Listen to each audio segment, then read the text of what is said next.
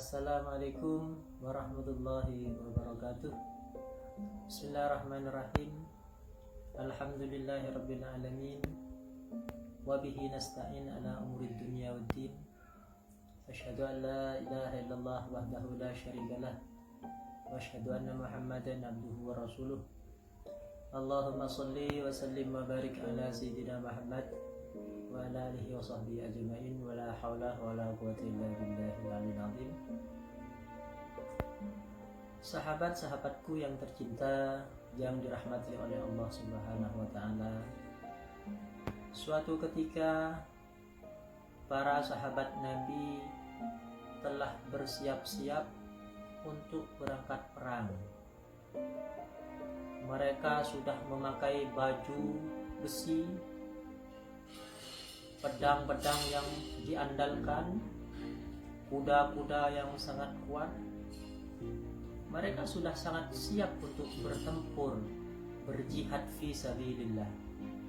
Akan tetapi ada sesuatu yang aneh bagi mereka. Karena apa? Karena mereka itu tidak melihat Rasulullah. Mereka menunggu di mana kira-kira Rasulullah, padahal mereka sudah siap untuk berangkat berperang. Akhirnya atas inisiatif Sayyidina Abu Bakar As-Siddiq, beliau memberanikan diri untuk masuk ke kamarnya Rasulullah, ke tempatnya Rasulullah. Ternyata apa yang dilakukan oleh Rasulullah ketika para sahabat sudah siap tempur dengan baju besinya dan kendaraan, kuda-kuda, pedang, senjata dan lain sebagainya. Ternyata Rasulullah apa yang dilakukan di dalam kamarnya, di dalam tendanya mungkin. Ternyata beliau sedang sholat. Dan Abu Bakar menunggu sampai Rasulullah ini selesai melakukan sholat. Setelah beliau selesai salam, akhirnya bermunajat, berdoa kepada Allah Ta'ala dengan penuh khusyuk, meminta, memasrahkan semua perkara kepada Allah Ta'ala, tawakal kepada Allah. Setelah selesai, akhirnya Abu Bakar melaporkan kepada Rasulullah bahwasanya pasukan sudah siap. Akhirnya berangkatnya Rasulullah bersama para sahabat, dan ternyata bagaimana suatu keajaiban, anugerah dari Allah Ta'ala. Pasukan yang beliau pimpin itu hanya sekitar 300 lebih ya, sekitar 317 atau 313, menghadapi orang-orang musyrik, menghadapi orang-orang kafir yang jumlahnya itu berlipat-lipat sekitar 1.300. Akan tetapi bagaimana kehendak Allah? Karena Rasulullah ini sangat paham untuk meminta pertolongan hanya kepada Allah melalui sholat. Wasta'inu bis-sabri was-shalah. Mintalah pertolongan apapun kebutuhanmu, hajatmu, dengan cara bersolat kepada Allah Ta'ala dengan cara sabar dan sholat. Wasta'inu bis-sabri was-shalah. Dan ini yang dilakukan oleh Rasulullah sebelum berangkat ke perang. Dan atas pertolongan Allah Ta'ala melalui perantara munajat sholat tersebut, akhirnya Allah Ta'ala memberikan kemenangan.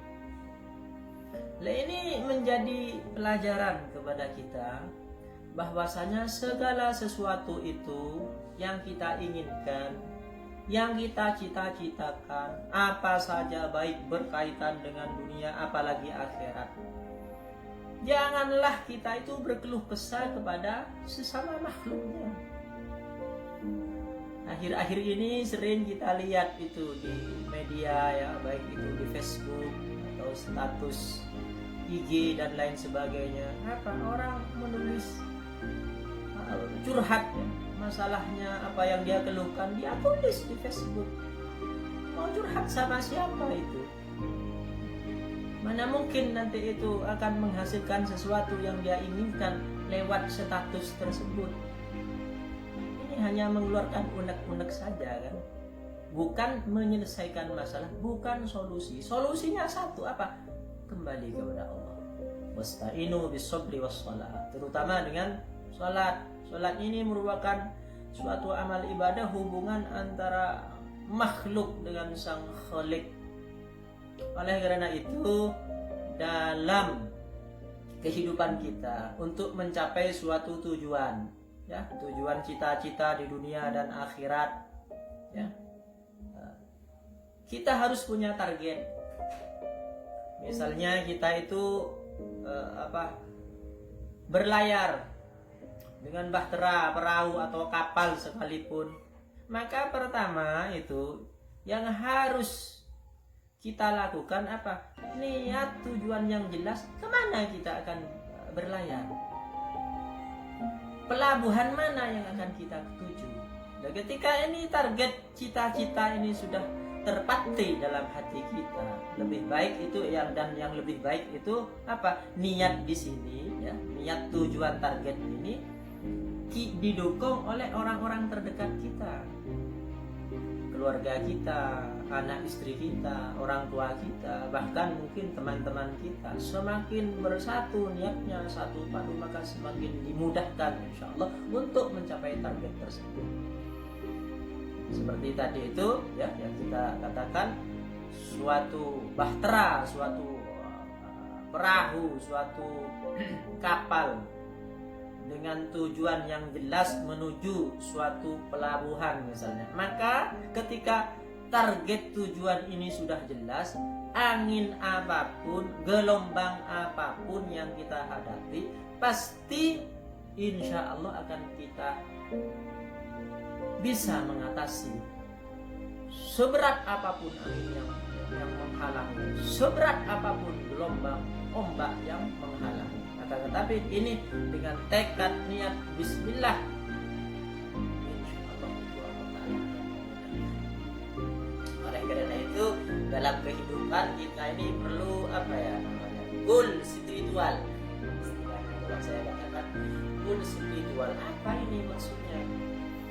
Misalnya ya, kita itu bertanding, ada dua tim sepak bola A dan B bertanding, akan tetapi ini apa? Tidak ada pencatatan skor, ya. Jadi bebas saja nih mau dimasukkan berapa, itu tidak dicatat. Kalau kita kan enggak nonton sepak bola, misalnya tim Indonesia melawan Malaysia, itu ya, ketika ada gol, sah golnya, maka posisi 1-0. Ketika ini nanti ada melakukan gol balasan lagi 1-1. Ini misalnya ini ada dua pertandingan basket atau bulu tangkis, cuman main saja tanpa ada yang menghitung skornya, maka apa akibatnya? Tidak akan ada motivasi, pertandingannya tidak akan menarik, ya, soalnya apa? Nggak ada target, itu namanya.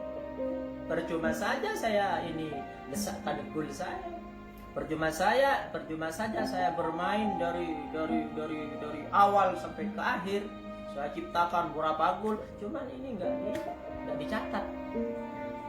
Seperti itu. Sama dengan sekolah misalnya kita masuk aja, cuman itu mau belajar mau tidak, nggak ada ujiannya, yang penting naik kelas semua, malah nggak ada motivasi, seperti itu, malas untuk belajar.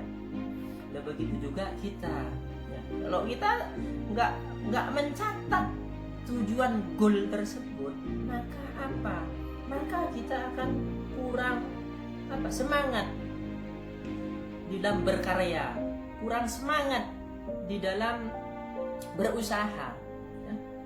Loh, bagaimana untuk mencapai goal-goal tersebut, terutama ini ya, goal spiritual? Allah Ta'ala melalui Nabi Muhammad SAW ini sudah menjelaskan secara detail goal-goal tersebut, dan itu yang akan kita capai, ya. Contohnya misalnya itu dikatakan oleh Rasulullah, barang siapa mengerjakan 2 rakaat sebelum sholat subuh, maka ini lebih baik daripada. Yang kedua, itu misalnya kita istiqomah selalu sholat duha, maka Allah Ta'ala menjanjikan melalui Rasulullah yang disampaikan lewat sabdanya, apa? Rezekinya akan lancar. Barang siapa ini suka bersedekah, membantu orang-orang miskin, maka pahalanya bagaimana? Balasannya bagaimana? Minimal 10 sampai 700 kali lipat. Barang siapa ini sholat berjemaah, maka ini apa? Dilipat gandakan menjadi 27 kali lipat derajatnya. Barang siapa ini senang membangun masjid, maka apa? Akan dijanjikan suatu istana kelak di surga. Itulah goal-goal spiritual yang mesti kita catat, sehingga kita termotivasi di dalam berusaha, bahkan meskipun yang kita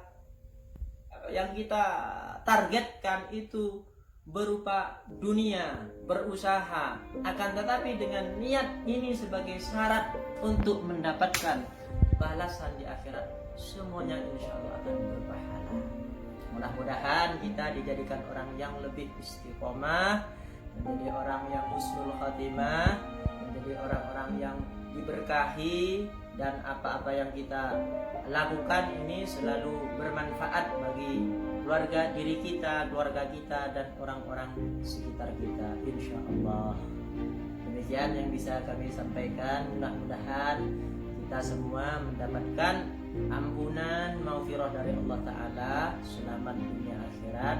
Amin amin Allahumma amin. Assalamualaikum warahmatullahi wabarakatuh.